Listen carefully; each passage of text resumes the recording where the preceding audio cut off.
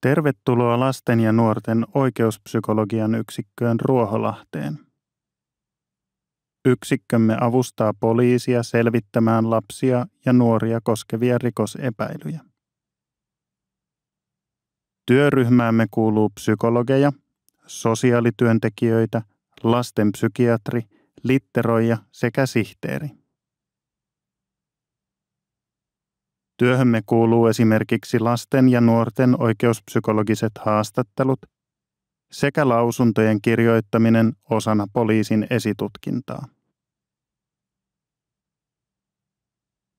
Saapuessanne yksikköön työntekijämme ottaa teidät vastaan ja lapsella on hetki aikaa esimerkiksi leikkiä tai piirtää ennen haastattelua.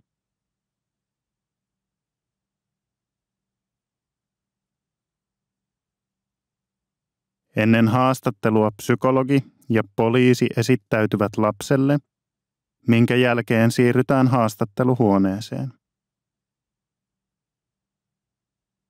Tällä välin sosiaalityöntekijä saattaa keskustella vanhemman tai saattajan kanssa.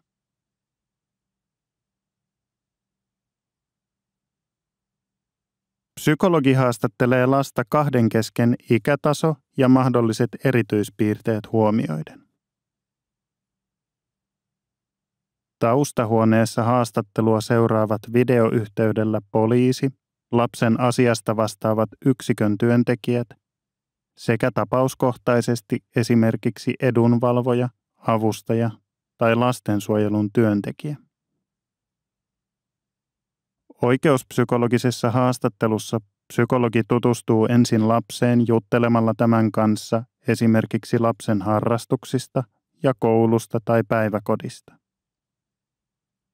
Tutustumisen jälkeen lapselle kerrotaan haastattelun säännöt, eli lapsen oikeudet ja velvollisuudet ikätasoisesti.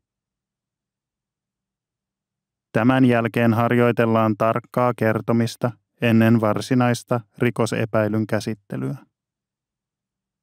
Haastattelu etenee lapsen ehdoilla ja haastattelun aikana pidetään taukoja.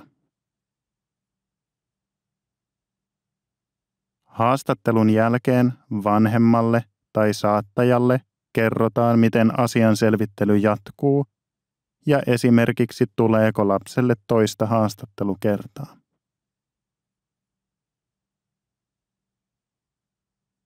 Tarpeen mukaan perheen tukea ja lapsen hoitoa pohditaan yhdessä esimerkiksi lastensuojelun tai lastenpsykiatrian kanssa.